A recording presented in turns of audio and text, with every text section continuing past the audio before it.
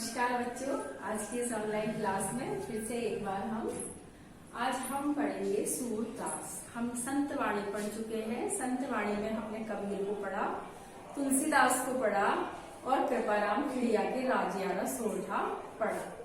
आज हम पढ़ेंगे सूरदास। सूरदास के हम पद पढ़ेंगे और हम पढ़ेंगे सूरदास। देखो, जो सूरदास जी का जो जन्म है वो 1478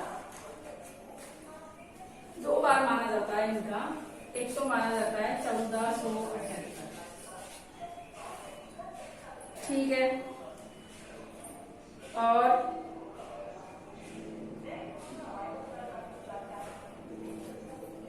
इनका जन्म 1478 भी माना जाता है। और इनका जो जन्म है दिल्ली के निकट सीही ग्राम में हुआ। दिल्ली के निकट सीही ग्राम में हुआ, है ना। और वैसे यदि इनका देखें तो 1540 से 1620 ये इनका संबंध है ना। सूरदास जी हैं, इनका जन्म दिल्ली के निकट सीही ग्राम में माना जाता है। और इनके जो गुरु हैं वो कौन है? वल्लभाचार्य हैं। इनके पिता का नाम, सूरदास के पिता का नाम रामदास बताया गया है। और ऐसा कहा जाता है कि ये सारस्वत ब्राह्मण थे। कौन से ब्राह्मण थे? सारस्वत ब्राह्मण थे। और इन्होंने साहित्य लहरी, सूरसागर, इनकी रचनाएं की है। इनकी रचनाएं 3 है, ठीक है ना। इनकी 3 रचनाएं हैं। और इनको पुष्टि मार्ग का जहाज भी कहा जाता है। और वात्सल्य रस के कवि है। पहले ये दास्य भाव से भक्ति करते थे और फिर बाद में ये सखा भाव से भक्ति करने लग गए। ऐसा कहा जाता है कि सूरदास जी जन्म से अंधे माने जाते हैं। कई कहते हैं कि बाद में हुए हैं, लेकिन एक किंवदंती के अनुसार ऐसे बताया जाता है कि सूरदास जी अंधे होने के कारण एक बार कुएं में गिर गए थे। कुएं में गिरने के बाद ये 2-4-10 दिन वहां पड़े रहे। तब भगवान ने इनको दर्शन दिए। भगवान ने इनको सनेत्र कर दिया, यानी नेत्रहीन थे तो इनको सनेत्र कर दिया, दृष्टि दे दी। तो इन्होंने कहा कि नहीं, मुझे ये वाली आंखें नहीं चाहिए, मुझे तो मन की आंखें चाहिए जिससे मैं केवल आपको ही देख सकूं। इस संसार को देख करके मैं क्या करूंगा? मैं इस संसार को नहीं देखना चाहता हूं। ऐसे इन्होंने, इनको भगवान ने सनेत्र किया, तो इस प्रकार इनके पास मन की आंखें थी। और ये वात्सल्य भक्ति के और वात्सल्य पदों के श्रेष्ठ कवि माने जाते हैं। वात्सल्य रस के श्रेष्ठ कवि माने जाते हैं। इनकी 3 रचनाएं हैं। 3 रचनाएं कौन कौन सी है? सूर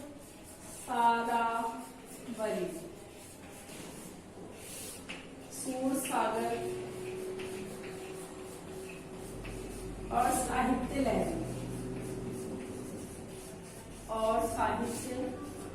लहरी, ये इनकी 3 रचनाएं हैं।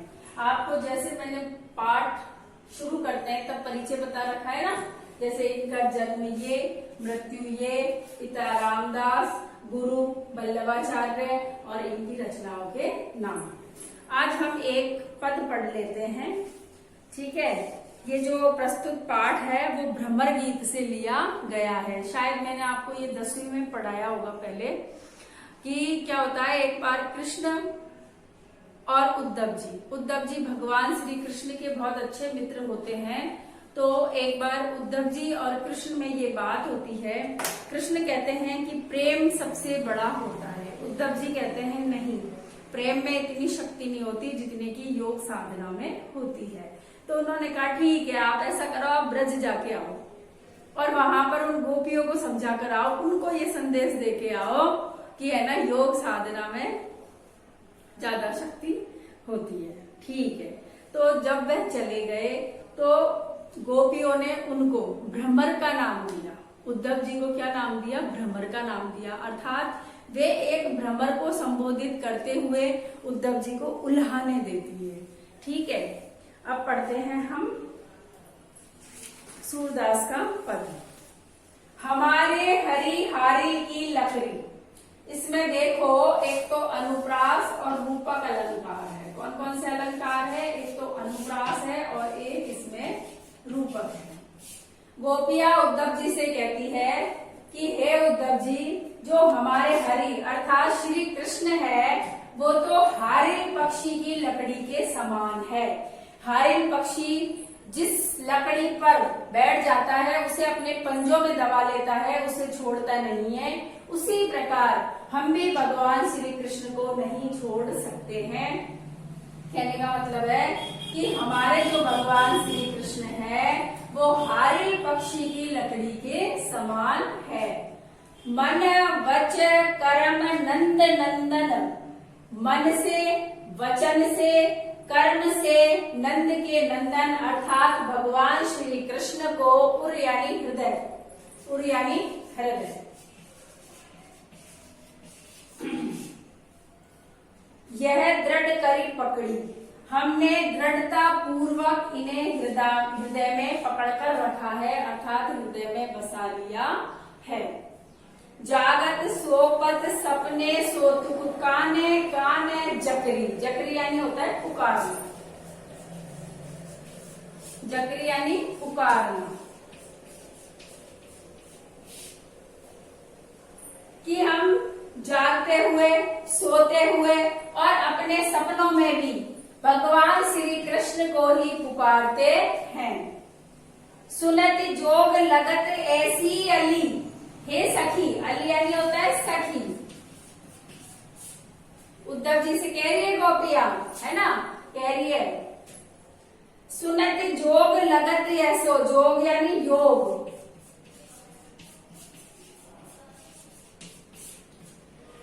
कि हे सखी, ये जोग तो ऐसे लग रहा है जो यूं करूं ककरी, जैसे तो ये कड़वी ककड़ी हो।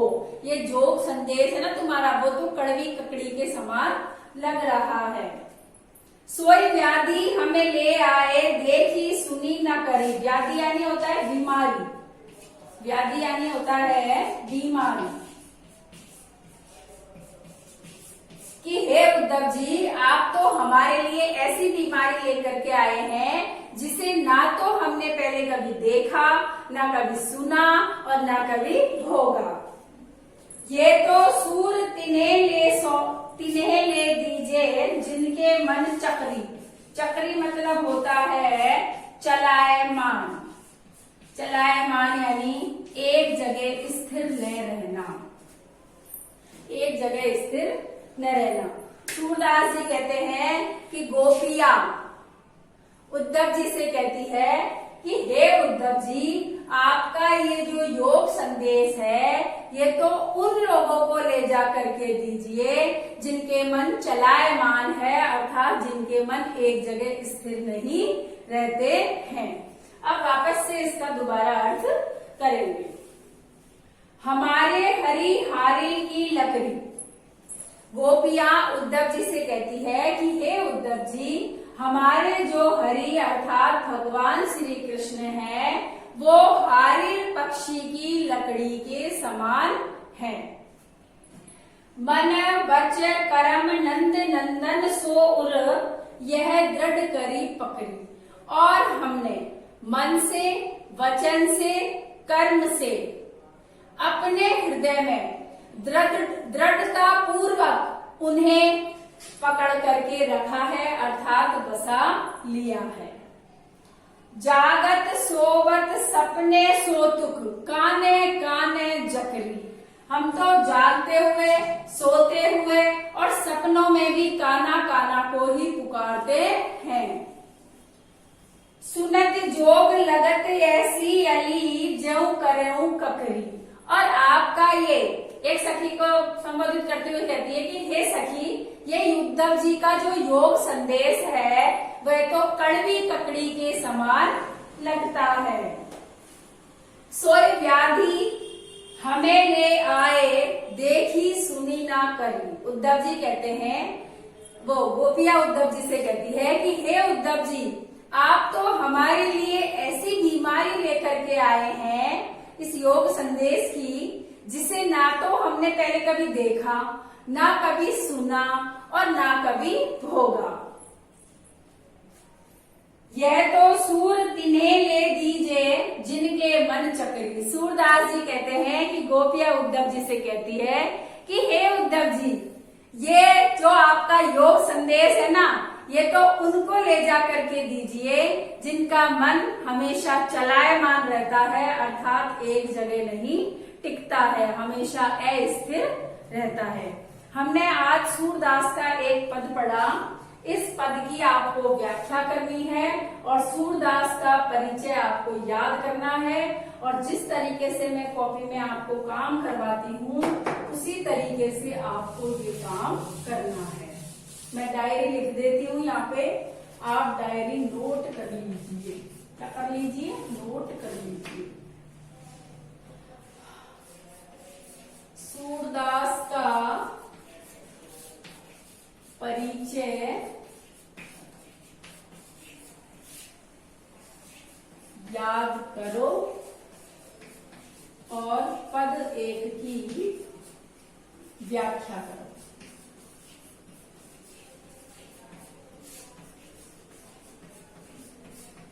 ठीक है, सूरदास का परिचय याद करो और पद एक की व्याख्या करो, ये आपकी डायरी है। और जैसे पाठ स्टार्ट करते हैं उनका जन्म, पिता का नाम, ये सब अपन ऊपर ही लिख देते हैं, वैसे ही आपको काम करना है। फिर भी यदि कुछ समझ में नहीं आता है तो आप क्या करेंगे, कमेंट बॉक्स में लिखना, नहीं लिख सकते हो तो डायरेक्ट कॉल करना। ठीक है, आज की क्लास में बस इतना ही। पढ़ते रहो, स्वस्थ रहो और मस्त रहो।